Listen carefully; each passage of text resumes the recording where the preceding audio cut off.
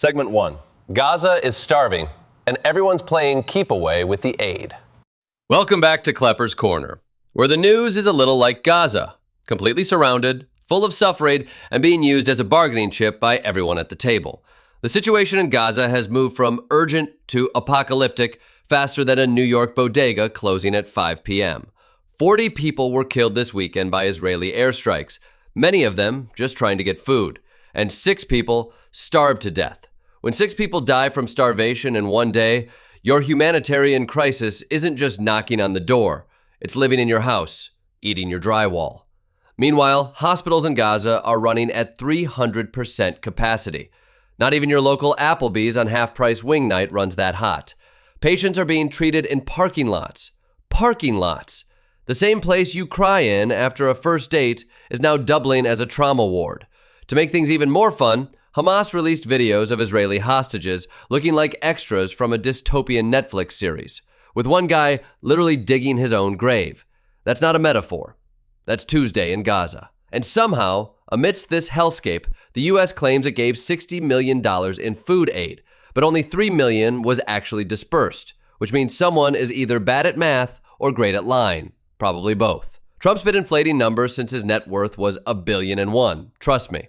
Oh, and let's not forget the Israeli minister who decided to lead a prayer at Al-Aqsa, essentially yelling, "Fight me," at the entire region. It's like lighting a cigarette in a fireworks factory and yelling, "It's fine, I'm ordained."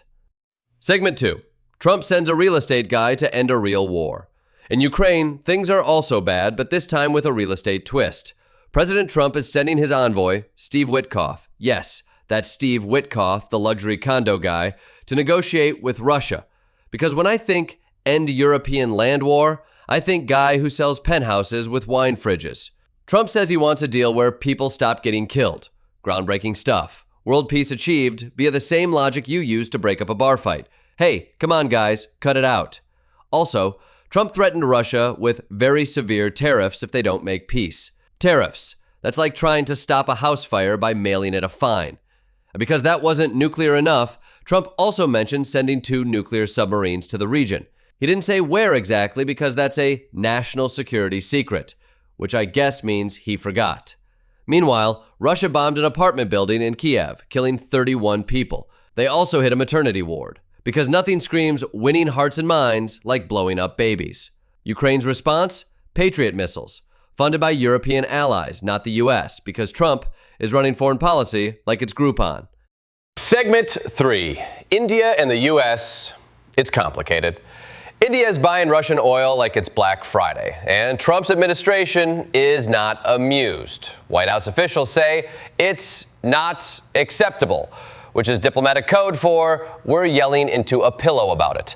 Trump aides even accused India of financing Russia's war. Bold move, accusing the world's largest democracy of enabling war, especially when your own envoy is brokering peace between rounds of golf. India responded with, "Yeah, we're still gonna do it," because cheap oil is the love language of geopolitics. Segment 4. China closes the mineral tap, opens warehouse doors. China has decided that if you want your missiles, drones, or PlayStations, you'll have to beg. They're limiting exports of critical minerals, which is like telling a baker you can have the flour, but not the yeast. Meanwhile, Chinese companies are setting up shop in Southeast Asia and Mexico to dodge U.S. tariffs, like international tax evasion meets logistical parkour.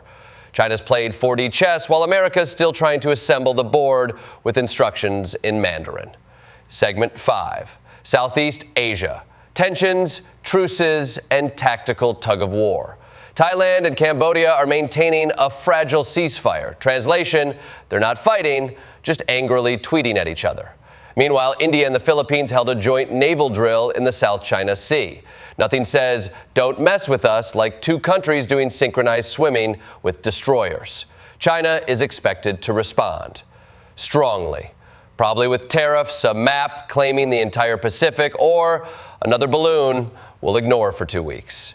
Segment 6. Trump edits history, deletes DEI, and fires the stat guy.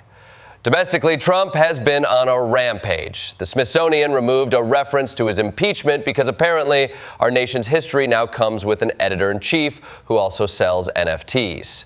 Meanwhile, Harvard's accrediting body is being pressured to ditch DEI standards. The Trump team says certain DEI efforts could be illegal. If empathy is illegal, we're officially in a Marvel villain origin story. Also, Trump fired the head of the Bureau of Labor Statistics. Why? Because the jobs numbers didn't feel right. That's not how stats work. You can't fire math. You can't be like 2 + 2 = Trump's economy is perfect. Segment 7. Texas Democrats do the legislative vanishing act. In Texas, Democrats pulled the disappearing act. Again, over 50 lawmakers fled the state to block a Trump-backed redistricting bill designed to hand the GOP more seats. It's like Ocean's 11, but for democracy. Ocean's 51, coming soon to a C-SPAN near you. Redistricting mid-decade at the president's request. That's not politics. That's electoral gerrymandering with presidential seasoning. Segment 8. Congress takes a break from doing nothing. The Senate adjourned without voting on Trump's nominees. Democrats want NIH and foreign aid funding unfrozen first. Republicans want to pretend they never heard of health or diplomacy. It's like two kids fighting over a toy while the house is on fire. Spoiler alert, the house is America. Segment 9, Major League Baseball, the unexpected parody party. Baseball is doing what Congress can't, keeping things interesting. The Dodgers started strong, but now they're limping along with half their pitchers on the injured list. Meanwhile, the Pirates lost a game after leading 9-0. That's not a game, that's a therapy session. Even the Rockies, who've been historically bad, pulled off a miracle comeback. That's like a participation trophy turning into a Super Bowl ring.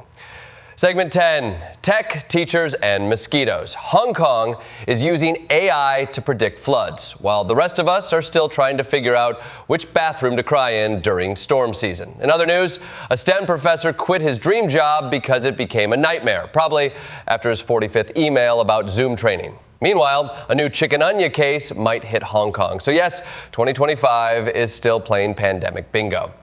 Segment 11, local tragedy in Franklin County. Finally, in Indiana, a tragic crash claimed one life and left another injured. A Ford Taurus crossed the center line and collided with a semi. It's a stark reminder that the deadliest thing on the road isn't just potholes, it's us being distracted or reckless. Stay safe, folks. Not every crash makes the headlines, but every life lost matters. That's all for today's Kleppers Corner. Whether it's a humanitarian disaster, a submarine-fueled ego trip, or a mid-decade redistricting grift. Remember, in 2025, reality writes satire faster than I can. Until next time, stay skeptical, stay informed, and if Steve Witkoff tries to sell you peace in exchange for a luxury condo, maybe read the fine print.